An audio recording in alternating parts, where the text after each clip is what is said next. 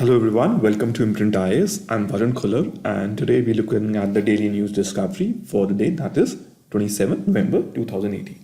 Okay, let's start. So if we look at GS2 first and we look at the polity, governance and AI related news before, right? And the first one is the Kartarpur Corridor, right? So this is an article by C. Rajaram Mohan, right? And this is he's one of the best authors of articles of international affairs. So I think I'll advise you all to go through all his international affair articles. That's the first thing I'll say. Let's try to go through this article together. So what it says. So it says that there are enduring contradictions of India's relationship with Pakistan, and the violent mood swings that shape its dynamics are on full display this week. On one hand, we have the 26/11 Mumbai terror attack, commemoration on Monday. On the other, we are doing the groundwork for the construction of a faith corridor across the world's most militarized border in Punjab, right? So this is like a big issue. If you think about it, one side you're saying that, you'll have a corridor, and the other side you basically are commemorating the attack. So just to think about what is this corridor. So there's a 5 kilometer long visa-free corridor connecting the Gurdwaras at Dera Nanak in India and Kartarpur in Pakistan. And this is to mark the 550th anniversary of Guru Nanak Dev Ji next year. And he's the founder of Sikh faith and spent 18 years of his life in Kartarpur. And obviously, the Sikh community has long demanded the liberalization of travel to the holiest of the shrines that basically went to Pakistan after the partition. So that is the idea. Okay, so that has been the major problem, and across this article, C. Raja Mohan talks about that it's very difficult to have sustained talks with Pakistan. So he gives example. He says when Prime Minister Manmohan Singh sought to resume the dialogue with Pakistan after he returned to power in the summer of 2009, 6 months after the Mumbai attack, the Congress party came down hard and vetoed the decision.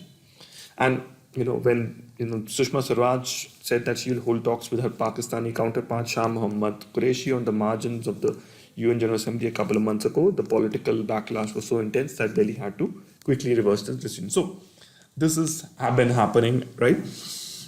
Okay. Now the problem with in the article it talks about the problems with the visa-free corridor, right? Because it's very difficult for the two sides to agree on the rules to govern it, right?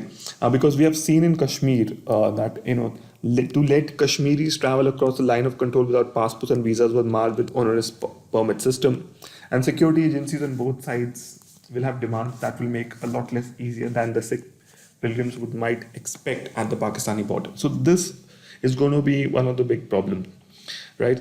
On the other hand, obviously we have Amrinder Singh also spoke against it. He said that there's a routine killing of Indian soldiers on the LOC and ISIS nefarious activities, right? So what will happen if any Sikh person goes to Kartarpur? What will happen? He might get infected with the Khalistani Sikhs which are already sitting there.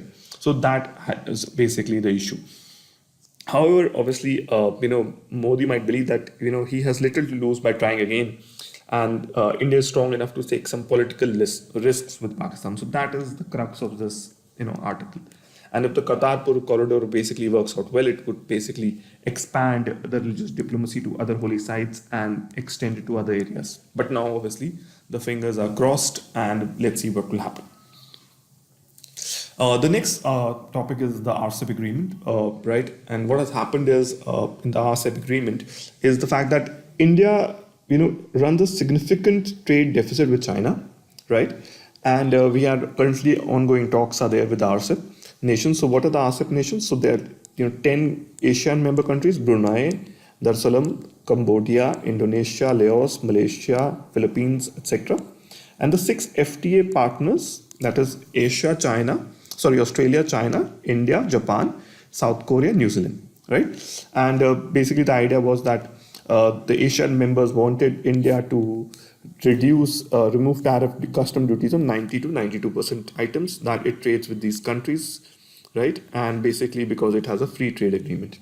Now, obviously that's fine, but the problem is that we have a very, very staggering deficit with all these countries. So just to have a look at this, right? Look at our trade deficits.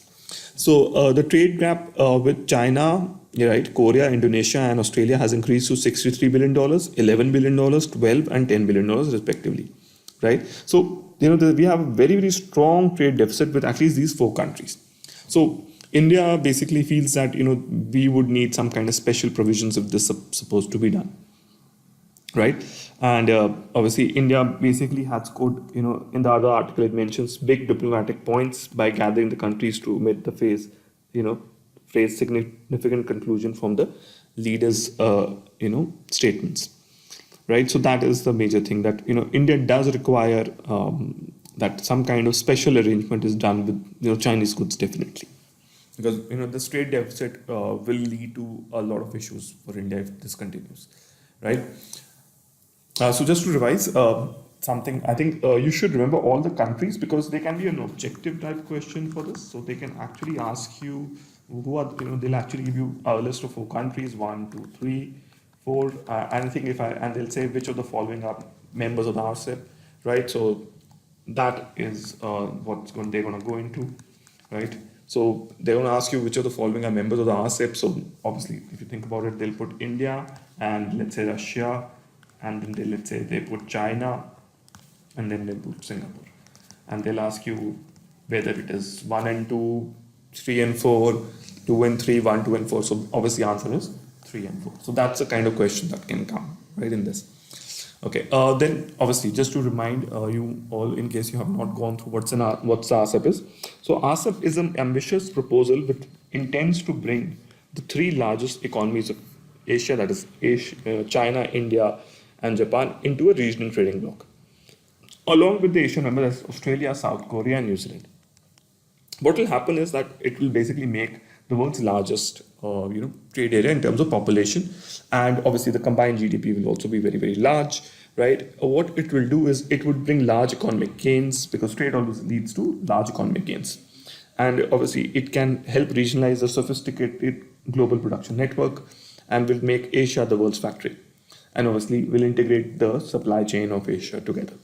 And that's the idea, right? That because the problem is that there are so many Asian FTAs that it has become a confusing. India and RCEP. So India has joined this group to advance its own trade integration. Although the country has entered into trading and investment agreements with Asia and Japan, it's present. Right. So India, its presence in the vibrant global supply chain in the region is not commensurate with the manufacturing potential. Right. So the strategy is not also inclined to the India's Act East policy, which builds on the look east for closer partnership with the Asian region. Changing geopolitics and growing focus on the Asia Pacific region also has influenced India's decision to join the RCEP. The idea being that there is enormous export gain that could accrue to India from the RCEP.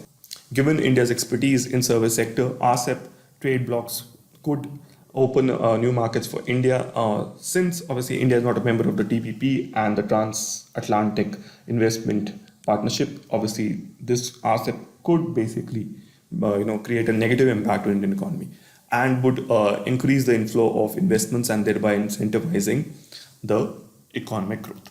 What are the concerns? Obviously, the concern is, as I already talked about, Chinese goods to Indian manufacturing sector, right? And we already have a massive trade deficit, $63 billion plus. So this is something that we need to avoid. So we want differential market access for strategy for China, their demands on RCEP countries for lowering custom duties, and greater access than India has been willing to provide. And more developed countries like Australia and Singapore are unwilling to accommodate India's demand to liberalize their service regimes and to allow freer mobility of Indian workers. So basically, the idea is that it doesn't look that till now this FTA is actually really useful for us. So joining RCEP will provide India a strategic location in and position in world trade, and opting out of it can lead to isolation. And especially looking into the growth potential of the Indo-Pacific region, India should try to negotiate and obviously try to create a consensus than opting out of RCEP, right? So that is the conclusion, that in an answer, let's say a question is asked about India's interest with the RCEP, so we should actually end with this note.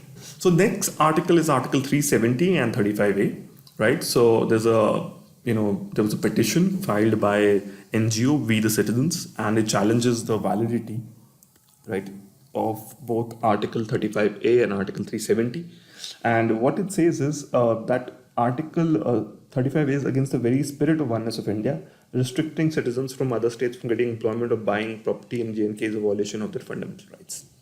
Right, and this next thing that it argues basically that representatives, the 4 representatives from Kashmir were part of the Constituent Assembly. The Kashmir was never accorded the special status in the Constitution, and Article 370 was only a temporary provision to keep the normalcy. And the Constitution makers did not intend to make 370 to be a tool for a permanent amendment, such as obviously Article 35 in the Constitution. So obviously this is a big issue, but this was actually declined, right? By the Supreme Court, because if you change something like this without any consensus, obviously in Kashmir, this will lead to just more issues there. Just to revise, I think these are our notes in case you haven't gone through Article 370 in detail. So the Constituent Assembly debate. So Gopal Swami Iyengar gave the following reason for the special status of J&K. He says, unlike other princely states, J&K is not ripe for integration. That's the first point he gave. Right. Then he says that India has been at war with Pakistan over J&K, and while there is a ceasefire, the conditions are still unusual and abnormal, and part of the state's territory is in the hands of rebels and enemies. So obviously, that makes good sense to have special status to this place. Then he says the involvement of UN brought an international dimension to this conflict, an entanglement which would only end when the Kashmir problem is satisfactorily resolved. Finally, Iyengar said that the will of the people through the instrument of J&K Assembly, Constituent Assembly, will determine the constitution of the state and also the sphere of union jurisdiction over the state. In sum, there was a hope that J&K would one day integrate with like other states of the union, but this would only happen when there was a real peace and only when people of the state acquiesced to such an agreement. So I think this is a very, very fair thing which they did, but obviously this has led to a huge problem since the last so many years. Okay. Now the question is Article 370 still intact in its original form? So what does Article 371D says? It says such of the other provisions of this constitution shall apply in relation to that state subject to exceptions or modification as the president may order specify, but with consultation. So with consultation with state government, things can be done. That's the idea. So a series of prudential orders have eroded 370, right? While the 1950 Presidential Order and the Delhi Agreement of 1952 define the scope and substance of the relationship between center and state, there have been a series of Presidential Orders that have made most union laws applicable in the state. In fact, today the autonomy around enjoyed by the state is a shadow of the former self, and there's virtually no institution, of the Republic of India that doesn't include J&K within its ambit and jurisdiction. So you can think about the GST also being applicable, right, in J&K. Okay, the only substantial difference from many other states is relates to its permanent residents and their rights, and the non-applicability of emergency provisions on the grounds of internal disturbance without the concurrence of state. So these are the two exceptions to the the Article 370. Then normally the question is how temporary is a temporary provision? So there's a very interesting quote by Sardar Vallabhbhai Patel. Let's see what he says. So Sardar Patel says, in view of the special problem with the government of J&K, is faced, we have a special provision for the continuation of the constitutional relationship of the state with the union on the existing basis. He says, the existing basis were the instrument of accession and the special provisions embedded in the Article 370. Right? So the next point is part 21, that is, the 370 article. Category specifies, that part, the temporary, transitional and special provisions. Right? But remember, the Constitution does not specify the span of the word temporary and transitional and the continuance of special provisions. Right? So how do we answer this question? So how long is the temporary? So Article 370 subclause 3, notwithstanding anything in the foregoing provisions of this article, says that the president may by public notification declare that this article may cease to operate, provided there has been a recommendation by the Constituent Assembly. So please note this very interesting thing. So we need a recommendation by the Constituent Assembly of the J&K. So we need to form a Constituent Assembly of J&K, but it was dissolved in 1957, right? And now, even if the new Constituent Assembly is set up, what will be the criteria of having a Constituent Assembly is another problem. Adding to this constitution provision are the political agendas in making this issue inflammatory one. Recently, obviously, the J&K High Court ruled that Article 370 had assumed permanence in the Constitution and features are beyond amendment, repeal, or abrogation. Now, the problem is that obviously Article 370 cannot be plugged out in isolation. At times, it may appear anachronistic, but the debate is the only way around. And remember, this is not the only special provision. We have the whole of Article 371, 371A to J, that for various parts of the country. So, it's not something that it's only unique to J&K. We have in Nagaland, we have in Assam, we have even in Karnataka. Hyderabad region of Karnataka has special provisions. Okay, then the next question normally comes is, what is Article 35A? It's a provision of the Constitution that empowers J&K legislature to define the permanent residence of the state. So this is very interesting, right? It's a direct import from the 171-year-old agreement between the first Dogra ruler of J&K, Gulab Singh, and the East India Company. And it was incorporated in the Constitution Application Order 1954, and this was issued under Article 370. The idea is, what is the idea behind this? So the idea is provisions, are like what? So he says outsiders can't purchase land, they cannot get benefit of scholarship, admission to educational institution of state, can't apply for government employment under states, right? You also have a gender bias. You can't marry, a female cannot marry outsiders as she loses the permanent resident status. And 2002 J&K court held that women won't lose status, but the bill was passed later, right, withdrawn. But again, there's a huge issue that women's have rights are actually abrogated by this Article 35A. So there's a petition. Obviously, normally you can be asked whether it's discriminatory, whether it has problems. So let's look at that. So the petition basically talks about, think about the fact that it's a constitutional order. It's an expansion of an existing provision that does not need to be validated. So what the problem with Article 35A is that it hasn't been approved by Parliament. So that 35A was included in the Constitution through a constitutional order and not through Parliament's approval, right?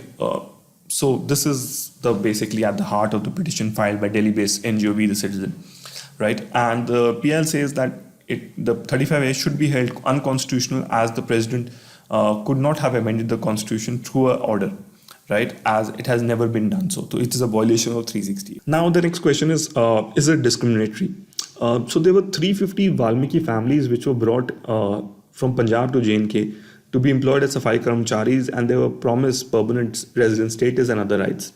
But even after 60 years, they haven't got their rights. They can't apply for other jobs than Safai Karamchari. They can't access central schemes. SC benefits and SC certificates are not issued. They can't vote in Lok Sabha, but they can vote in Lok Sabha, but they can't in local elections. The same is the case with refugees from West Pakistan which have migrated from J&K. Right, so this is a big problem. And obviously 35A is a deterrence to investment from our side, and this situation has been exploited repeatedly by the separatists. So this definitely needs to be looked into. So right, I think this is something which I think you should also copy and put in your own notes. Okay, so the IMPRINT answer writing challenge, this is the first question. This has come in UPSC before. To what extent 370, the Indian Constitution bearing a marginal note, the temporary provision with due respect to the state of Jammu and Kashmir temporary. We have talked about this. Discuss the future provisions or prospects of their provision in the context. We've talked about this as well. So please try to go through this answer definitely. Then we look into the India-China question, right? And the CRISPR technology. These are the other two questions, which is the part of the challenge today. So let's go through the India-China boundary issue. So just to have a look, this is from The Economist, right? Right. So this tells you the real picture of India's border relationship, right? Normally, you normally think India, this part of India has been occupied by Pakistan, and this was ceded to China by Pakistan. This area, obviously, China, held by China, is claimed by India, and there are disputed areas right across the border, right? So the reason is why, because of the McMahon Line dispute, right? And again, Arunachal Pradesh is also claimed by China. So because of all these claims, India-China's boundary dispute is basically our elephant in the room. The idea is that the inches to miles concept, that in the India-China millennium, the idea that the 21st century is of the Asian countries, the elephant and the dragon. This issue remains the biggest problem with that. That our relationship with China basically is hindered by our this boundary dispute in Kashmir as well as in Arunachal. So there's a huge story. We'll cover that India-China relationship boundary dispute in detail in some other lecture, definitely. But let's talk about what Ajit Doval's visit to China. What does it do? Can it solve the problem? So what does it say? So it says National Security Advisor's Ajit Doval's visit to China on the 21st edition of the Special Representative Talks presents the opportunity to take stock of do's and don'ts. So the idea is that the article says is that China has solved or resolved all its continental land borders except with India and Bhutan. And in those instances, USA was neither an ally or a key defense partner of that counterpart country. And now we have New Delhi's blossoming maritime trade ties with the US implies that India-China frontier will remain an expedient pressure point in Beijing's playbook to signal disaffection, right? And full resolution will have to wait, right? When New Delhi is willing to elevate its ties with Beijing at par with Washington. So obviously, right now, I think what this Saurabh Gupta says in this article is that vigilance and patience is required. Then it says the lack of a medium-term resolution, there's of narrowing the boundary relations differences, right, is not really happening. Can we have the Wuhan spirit and try to have a very clear coordination mechanism with military headquarters, etc.? That's not there. Then third, none of China's 12 territorial settlements have been settled or concluded under duress or reflects an obsession with cartographic detail. Rather, an opportunity cost-based calculus tied to a good neighborness has prevailed in all this, right? The received wisdom is that New Delhi can leverage its American relationship or Dalai Lama to extract stiffer bargain on the boundaries wrong. And the idea is that it can only happen with magnanimity on both sides. Right. Then the fourth, India has been admirably flexible in accommodating a variety of dispute settlement modes, including a third-party arbitration. Right, this has been happening. A solitary principle-based package approach has characterized China's territorial settlement. So the idea, Mr. Doval's preference is for a bottom-up approach that clarifies specific points of contention along the line of control, is unlikely to find purchase with the State Council. Right. That said, obviously, there's nowhere written in stone that a package-based settlement must be extended to every inch of the frontier at once. So the idea is maybe we can actually look at certain areas and actually solve the dispute in phases, not in total together. All right. So maybe we can just focus on one area and maybe that first we solve the problem here, or maybe the easiest area is to solve here. So we solve it here first, and then maybe Arunachal and then Kashmir. Right. So that would be a better idea. Because see, remember in Kashmir, there are three parties to the problem at any given instant. Okay, then we have the Prevention of Corruption Act. And there is a notice to center on Anti-Graft Act, right? And there has been a challenge because there has been a petition which has challenged two amendments to the Prevention of Corruption Act. And what were those two amendments? The amendments were the introduction of Section 17A, by which prior permission of investigation of corruption offences were required from the government, and the removal of Section 13(1), that is criminal misconduct from the Act. The latter provision was later made an offence for a public servant to abuse his position to give pecuniary or any advantage. Right. So basically, what it says that the removal of criminal misconduct was used in prosecution of public servants in the Act, in which there might not be a charge directly, accepting bribe. So obviously, he referred to the prosecution of officials in the coal scam, right, Prashant Bhushan, that is, and he's filed this under the, NGO petitioner Center for Public Interest Litigation. He referred that official gave leases to companies whom they knew were not eligible.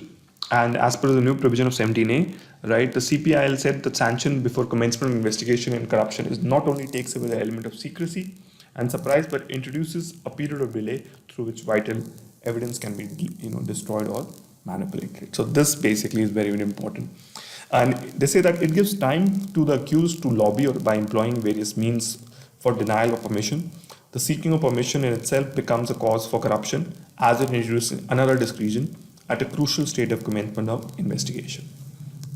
Right. So just to revise how it is different, which has been clear. So change one is provisions under Section 7 differentiate between honest errors and corrupt motives. Right. So existing law basically, even criminalizes the Civil Servants Act in itself. But this I think is a good change, I would say. But again, very, very prone to discretion.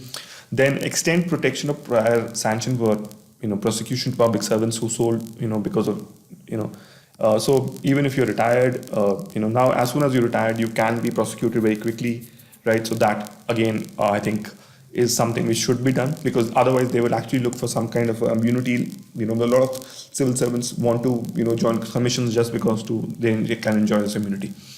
Then prior sanction has to be taken from the Lokpal or the Lokyukt for inquiring into investigation offences relatable to recommendations or made by decisions, right? So again, no sanction is needed. Now, initially there was a longer prison term, minimum 3 years and then 7 years in both cases for both the bribe giver and the bribe taker, right? Right now it's minimum 6 months in the existing amendment and maximum 5 years. So this is something not understandable at all. Why are you reducing the prison sentence? Attachment of powers for trial courts instead of district courts. So obviously this is time consuming, right? So again, this will create problems. Then finish trial within 2 years, no time frame, 4 years. So this is one of the biggest problems, right? There's no time frame. So if you think about it, there's a lot of malified intention within this government, and they want to make sure corruption. They basically used to say na khaunga na khane dunga, but here it basically just means is that pata nahi lagne dunga, right? Okay, khaunga but pata nahi lagne dunga. It feels like that. Ambit expanding from individual bribe givers to commercial entities. Actions only against private individuals, not entities he or she associated with. Then, guidelines for commercial organizations to prevent persons associated with them from bribing a public servant. This makes corporate bribery punishable. There is no mention in this new amendment. So this what it does is that when Reliance was doing it. Right. So again, so Anil Ambani or Mukesh Ambani will not be liable for the scam. It would be the person, right? The individual, private individual, right? So this is again very, very distressing. Then intentional enriching by public servants will be construed as criminal misconduct and possession of disproportionate act. Was seen to be illicit enrichment. Here, there is no such definition. Then non-monetary gratification also included in the ambit of gratification. And in the new act, which has been cleared, non-monetary gratification has not been specified. So it seems as if the government wants to make the civil servants immune from any corruption charges so that they can enjoy doing corruption. Okay, so let's look at the GS3, which has very, very interesting things. We have the first is the gene editing, right? And what has happened is something very, very interesting, right? A Chinese researcher has claimed that he has made the first genetically edited, babies, the twins, whose DNA he said he altered with a powerful new tool for rewriting the very blueprint of it. Okay, so what is his name? So this is the person, right? So obviously this is very, very serious, right? Because obviously this is a violation of academic ethics and standards, right? He said that he used editing technology such as CRISPR to edit the genes. So he says the gene surgery worked safely as intended and they're healthy as any other babies, right? Obviously, now the question normally would be, what is CRISPR? So CRISPR is a technology that allows scientists to essentially cut paste DNA, raising the hopes of genetic fixes for disease. However, obviously there are issues about the safety and ethics, right?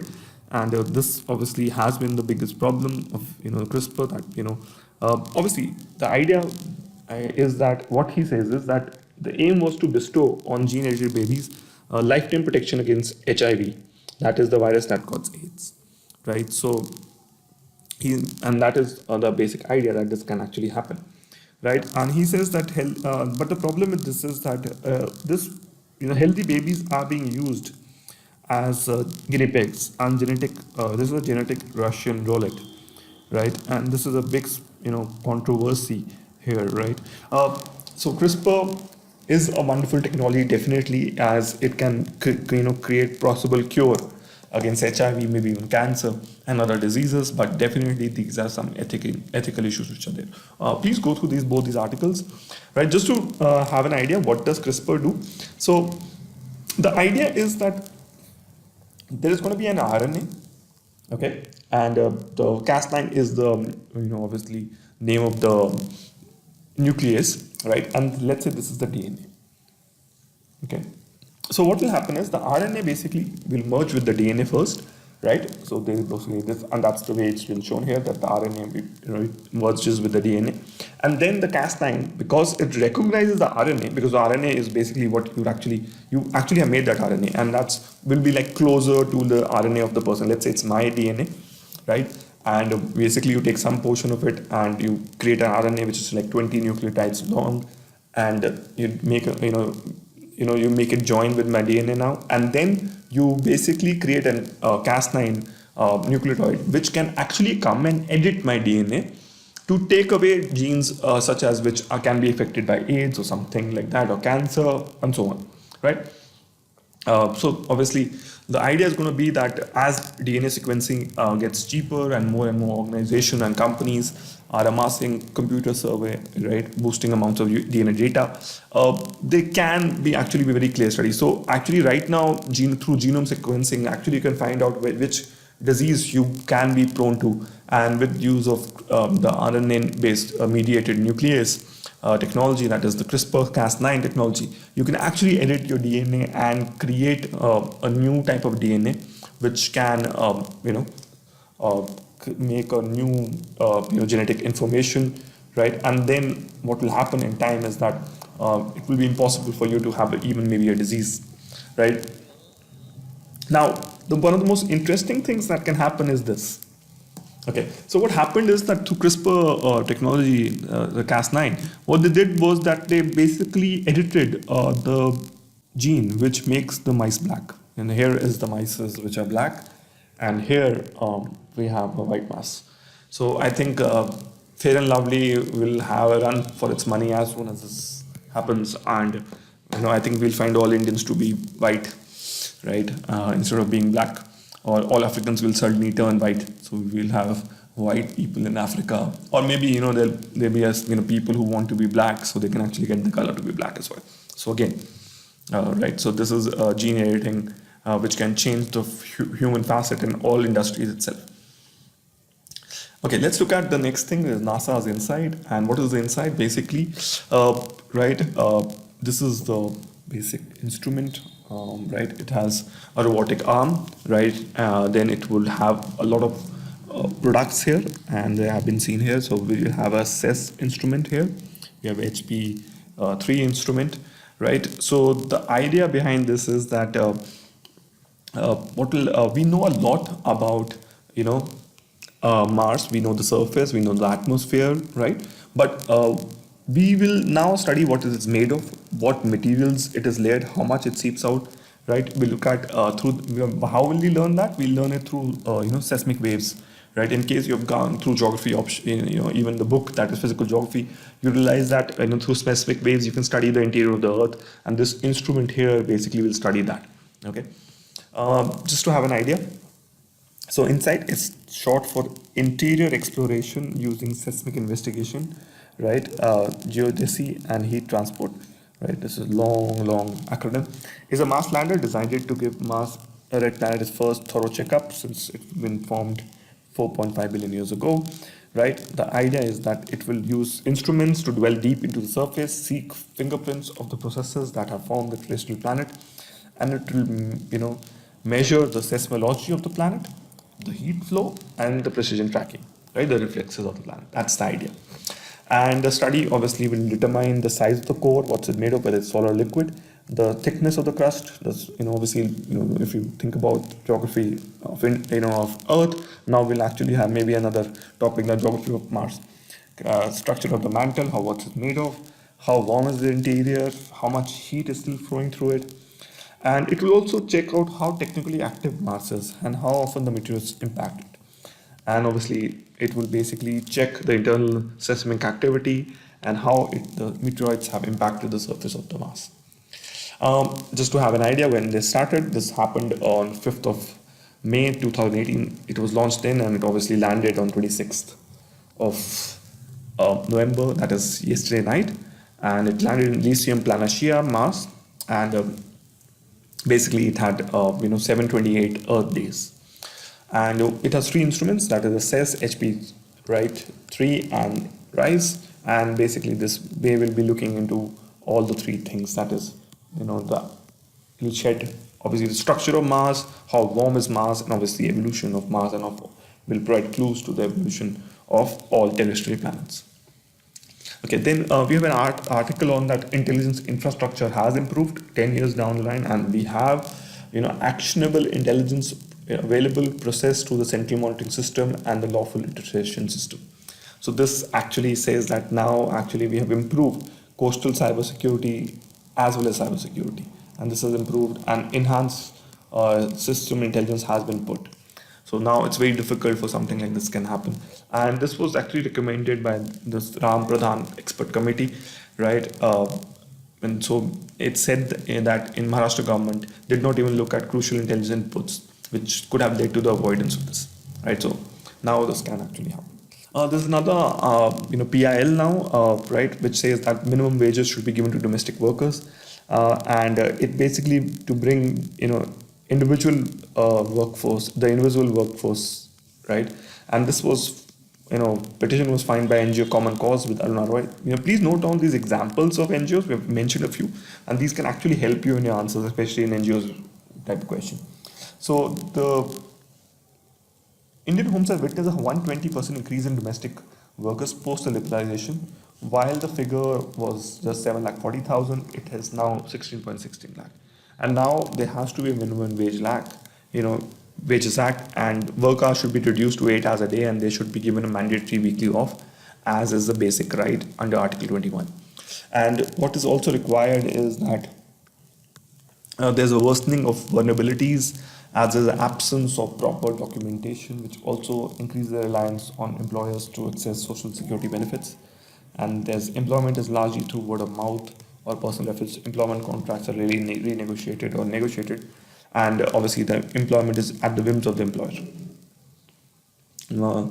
Okay, then there's an article on fake news, and the very interesting thing is that there's a rush how bots spread fake news, and there's a study on the tweets. So there's a new study published in Nature Communication which looks at the disproportionate contribution of bots and humans in the spread of misinformation on Twitter, right? So the idea is that the bots amplify low credibility content in early spreading moments.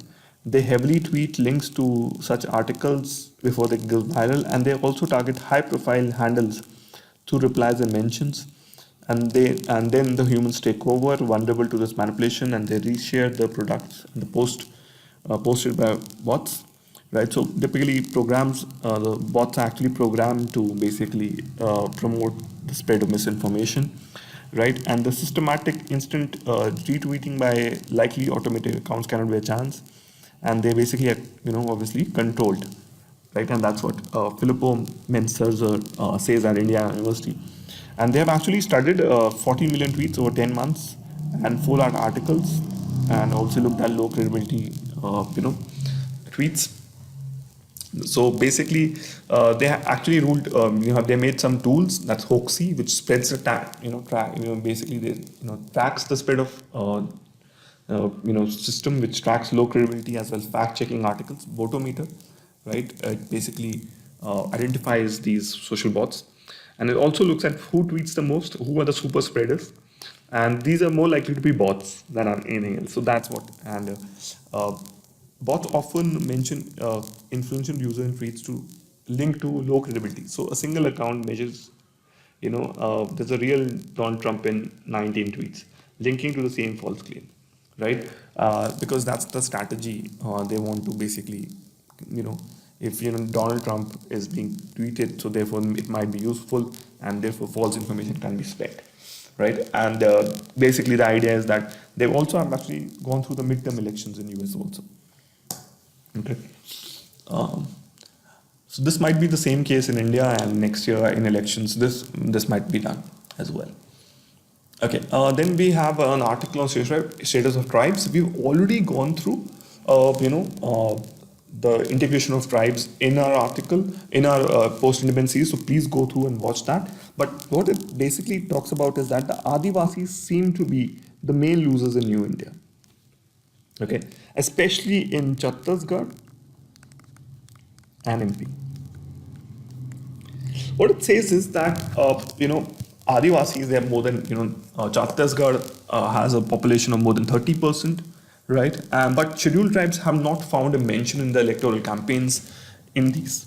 Okay, and what has also happened across time is that the number of MLAs and MPs from these communities have also come down, and they've actually mentioned, right, that in the last 3 elections in which BJP has been winning, the BJP has cornered 90% of the Adivasi seats in 2003, 60% in 2008, and 66% of seats in 2013. And BJP gave 3 posts, that ministerial post to Adivasis in 2003, 2 in 2008, and in 2013 again 3. So the idea that we have more population and less representation, and this has been the case, and even the income, right, of the proportion of income vis-a-vis the non-tribals is very, very low. And, this has been seen in the BJP ruled states of Chhattisgarh and Gujarat and other places.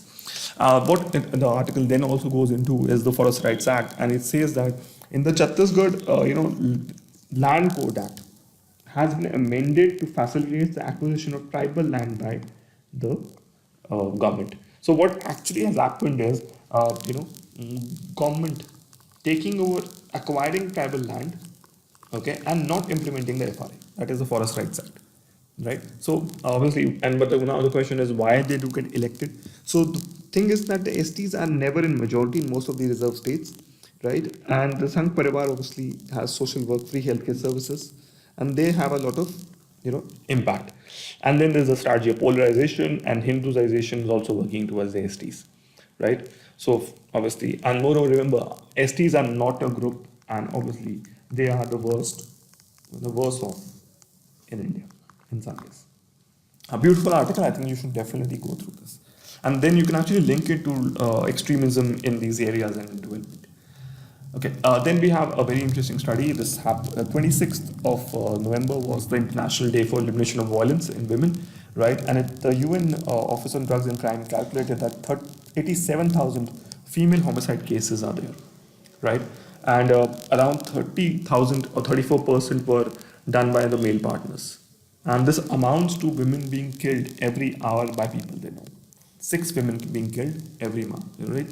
So there's a myth that home is the safest place for females, and there is obviously prenatal selection as a form of gender-related killing in China, India, Eastern Europe, and the Southern Caucasus, right? And this study basically reminds us that there's an effort to address the violence against women requires the involvement of men, and it recommends rigorous crime prevention mechanism that would enforce just response to such violence, including access to healthcare and social service, right? So like the Nirbhay Fund has not been used, right, for the POSCO and for a lot of things which it should have been. Okay, so what the study says is the fact that females are most likely to be killed by intimate partners and family makes homes the most dangerous place for them. And they also calculate a global rate of female homicide victims, 1.3 per 1 lakh population. And they found that Africa and Americas are the most regions where women are most at risk of being killed by the intimate partners or family members. And India is not. Why do you think so? Because in India, females cook, they take care of the old and infirm. If they're killed, who will do that work? Therefore, they're not killed. So in India, we have a different type of, I guess, slavery. Okay, general studies. Then we have a very interesting. This I think we can do in a little more detail later on also. So, but we'll do a briefly with the article. That is, we'll study Gandhi and Marx. So, the article is by Ashish Kothari, and he is with Kalprix and Vikalp Sangam in Pune. And he says that there's legacies which are crucial for the commons, and why Gandhi and Marx are more relevant now than even before. So let's read this article together, because that would be a better, because this is a difficult article, you might not understand it if you read it. So it says that the 150th anniversary of Mohandas Karamchand Gandhi and 200th birth anniversary of Karl Marx went by this year. And obviously, such anniversaries can become an instance of tokenism. So what has happened is that in India, we have 100 members to coordinate celebrations, we have committees, right? Obviously, big wigs are coming, a few academicians, Gandhian workers are there. And obviously, we have a hypocritical display on 2nd of November, right? But why, he's saying, why is he being hypocrite? Why all this thing is being hypocritical? Because obviously, meaningful homage to Gandhi would call for question the very fundamental of today's political and economic power, right? And a critical gaze at rampant abuse of religion and nationalism, right? So obviously, and obviously, Marx also wouldn't be, not be really happy with what's happening with left party still hold power. Right? Obviously, it doesn't mean that they're out of relevance, and there's a question whether Gandhi is relevant today. Their legacy is crucial for the majority of the world population marginalized by capitalism, statism, patriarchy, and other forms of oppression. Right? And it is a legacy still alive and thriving, not so much in the orthodox Gandhian and Marxist organization and in academic circles, where the ideologies, there's a tussle which is more relevant, but among the struggle of the marginalized and in the struggle themselves, right? So obviously there is sangharsh and nirman which can happen. There is obviously resistance to injustices, and that is what is happening in India. So at any given time, the article says there are dozens of people, sites where farmers, adivasis, fishermen, pastorals are refusing to part with the land, forest, or water to make all with so-called development projects, right? 1,000 farmers objected to the land being taken up by the Prime Minister's project, the bullet train, right? News that is both inspiring and depressing keep coming from Latin America, that indigenous people are standing up for the territory rights against mining and all extraction. And often the price, obviously, is that when state and corporate affairs, they normally kill the leaders. There's a nationwide rally which was done by the National Alliance for People movement and the Ekta Party in October for the movement for land and forest rights, right? Communal harmony, worker security, etc. Right? Obviously, they don't actually are from any ideological camp. So these actually are very, very, are important today. The same goes for Nirman, right? Across the world, there are incredible examples of sustainable holistic agriculture, community, intercommunity peace building, etc., gender, and sexual pluralism, etc., right? And they basically find inspiration in the legacies of Marx, of Ambedkar, of Tagore, of Rosa Luxemburg, others luminaries, right? And on many indigenous and Adivasi, Dalit, and other revolutionaries throughout the world and in India, right? So the idea is that these legacies are becoming more and more important, okay? And it's not just in India; it's all across the world. Okay, so now the question is, how are they different or are they same? Okay, how Gandhi and Marx, that is. So Gandhi was weak on challenging capital, right? Here is the main thing, if you want to differentiate between Gandhi. Marx was stressing the fundamental spiritual or ethical connection among humans, and these movements often tend to bridge these gaps. So obviously, Gandhi was never that critical because obviously he was very close to the capitalists, right? And but on the other hand, Marx's vision of a society that bridges the humanity's metabolic rift with nature. And obviously, Gandhi also thought of that we should live lightly on earth. These challenge the very fundamental of development. So basically, the question can ask to you is that, was Gandhi against development? And obviously, he was in a lot of ways. He wanted, decentralization, etc. So obviously, this doesn't suggest that Gandhi and Marx can obviously be happily married. There are points of tension, right? On the use of non-violence, obviously there's a huge issue that Marx would not really talk about non-violence being used, right? There are ambiguities in recognizing indigenous people that already have lived many elements of their dreams. But we would obviously honor the legacy by identifying common ground and building on the struggles and the creativity of the common people, because both of them basically represented the masses and represented the weak and the infirm, right? So this was the basic idea. You can try a question talking about similarities between Gandhi and Marx, right? That would be one question that I would pose to you. Right. Thank you so much. Do like, share, and comment, and subscribe to our channel. Right. And join our Telegram group for the PDF of the lecture in case you have not joined already.